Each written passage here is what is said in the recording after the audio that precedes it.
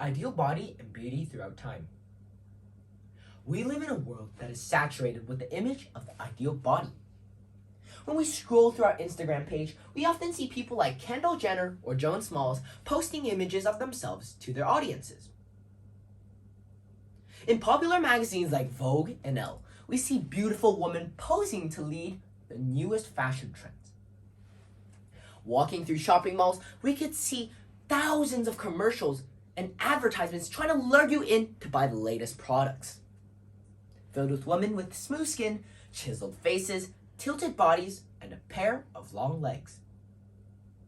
For men, it is either the muscular bodybuilder look or the slender boy band lookalikes.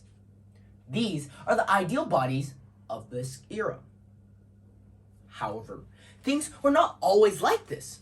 So let's hop on a time machine to discover how the ideal body and examples of beauty changed throughout time. Our first stop is the Tang Dynasty of China. The Tang was a dynasty that occurred between 618 and 907 AD. A society considered to be at its peak of its development at its time. We can know from art and poetry that women are supposed to have curvaceous buxom bodies and that men are supposed to be muscular but have big stomachs.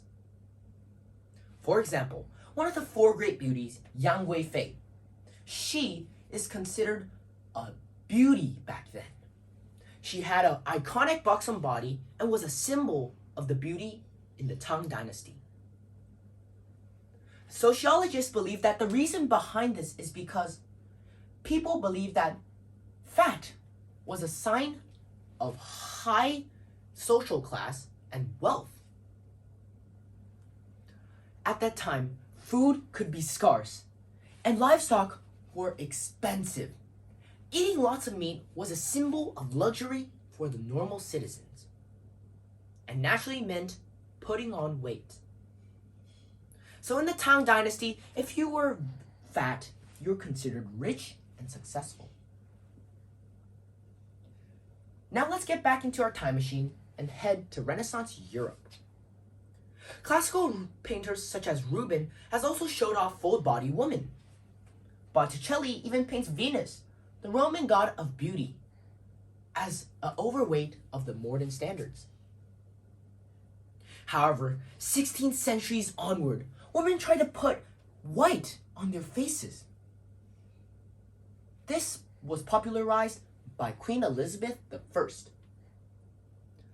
People even went to the extreme length by putting lead powder on their faces as a type of cosmetic. Whereas woman beauty tends to emphasize a life of leisure and passivity, male beauty tends to emphasize a life of action. Renaissance European art has showed athletic, muscular men, from Michelangelo's David to Da Vinci's Vitruvian art man. Finally, we arrive to the present day with its radically different standards. But one thing has never changed. People are still pressured to live up to the standards set by the wealthy and famous. Whether it's Queen Elizabeth I of England, Yang Weifei of China, or Kendall Jenner of the present day. When someone's body does not match the standards of the present day, they are faced with prejudice and discrimination. But beauty should never be a one-size-fits-all mold. There should never be a fixed way someone should present their beauty to others. No matter if you're thick, thin, tall, or short, just remember to shine in your own way. Keep your head up high, straighten your back, and be proud of yourself. Thank you.